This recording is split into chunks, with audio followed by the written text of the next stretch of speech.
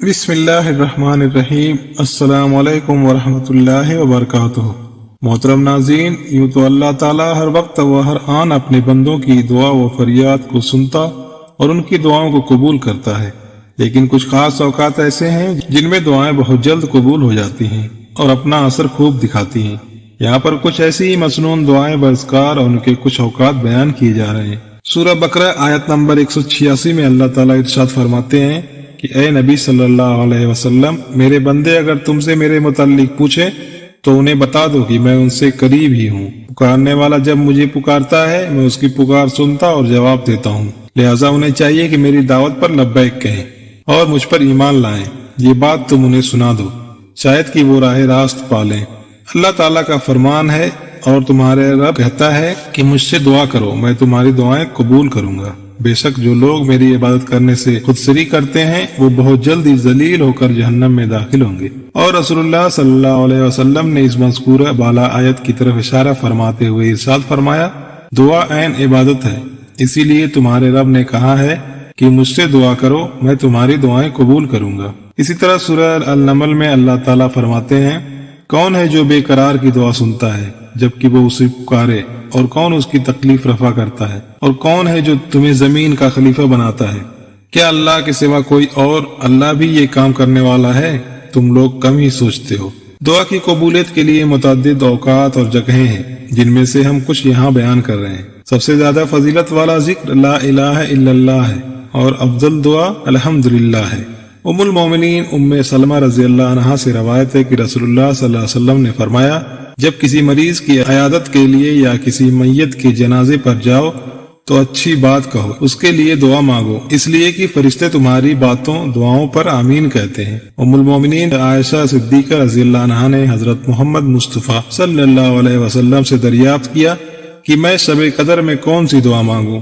حضرت محمد صلی اللہ علیہ وسلم نے فرمایا، کہو اللہم انک عفو تحب العفو فاعف عنی، اے اللہ تو معاف کرنے والا ہے، معافی کو پسند کرتا ہے، تو مجھے معاف فرما دے۔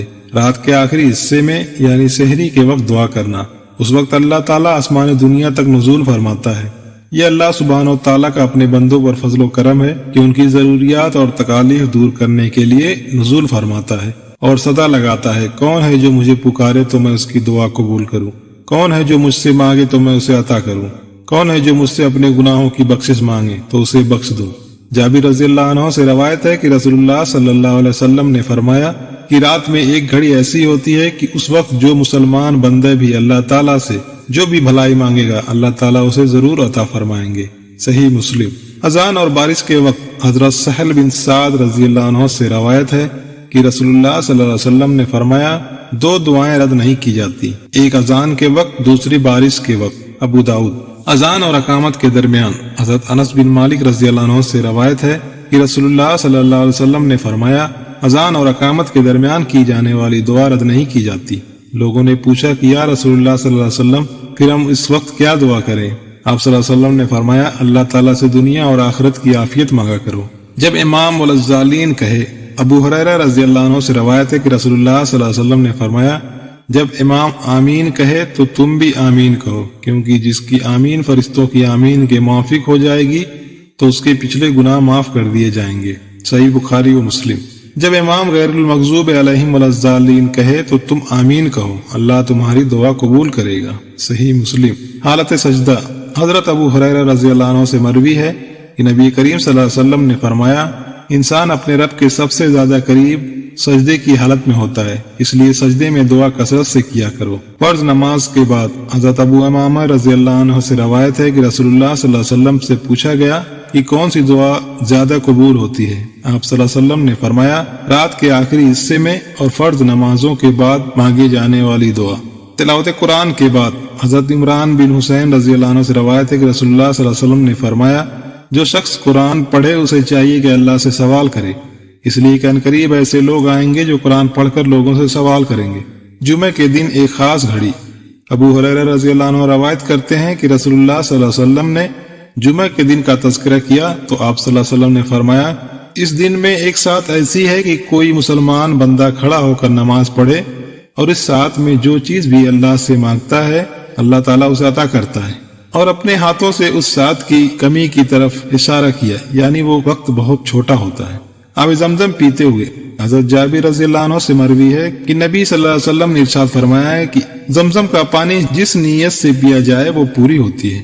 مرغ کی بانگ سنتے وقت حضرت ابو ہریرہ رضی اللہ عنہ سے روایت کرتے ہیں کہ رسول اللہ صلی اللہ علیہ وسلم نے فرمایا کہ جب تم مرغ کی بانگ سنو تو اللہ سے اس کی رحمت و فضل کی دعا مانگو، کیونکہ اس مرغ نے فرشتہ دیکھا ہے، اور جب تم گدھے کی آواز سنو تو شیطان سے خدا کی پناہ مانگو، یعنی اعوذ باللہ من الشیطان الرجیم پڑھو، کیونکہ اس نے شیطان کو دیکھا ہے۔ حضرت سعد بن ابی وقاص رضی اللہ عنہ سے روایت ہے کہ رسول اللہ صلی اللہ علیہ وسلم نے فرمایا، مچھلی والے حضرت یونس علیہ السلام کی دعا جو انہوں نے مچھلی کے پیٹ میں مانگی تھی وہ یہ تھی، لا الہ الا انت سبحانک انی کنت من الظالمین۔ اس لیے آزمائش اور پریشانی کے وقت جو مسلمان انہی الفاظ سے اللہ سے دعا کرتا ہے تو اللہ تعالیٰ اس کی دعا کو ضرور قبول فرماتے ہیں۔ حضرت ابو ہریرہ رضی اللہ عنہ سے روایت ہے کہ اللہ کے رسول صلی اللہ علیہ وسلم نے ارشاد فرمایا، تمہاری دعائیں اس وقت تک قابل قبول ہوتی ہیں جب تک کہ جلد بازی سے کام نہ لیا جائے۔ جلد بازی یہ ہے کہ بندہ کہے کہ میں نے دعا مانگی تھی مگر وہ قبول نہیں ہوئی۔ حضرت جابر رضی اللہ عنہ سے روایت ہے کہ اللہ کے رسول صلی اللہ علیہ وسلم نے ارشاد فرمایا، تم کبھی اپنے حق میں یا اپنی اولاد اور مال و جائیداد کے حق میں بد دعا نہ کرو، کہیں ایسا نہ ہو کہ وہ وقت دعا کی قبولیت کا ہو اور تمہاری وہ دعا اللہ تعالیٰ قبول فرما لے، جس کے نتیجے میں خود تم پر تمہاری اولاد یا مال و جائیداد پر کوئی آفت آ جائے۔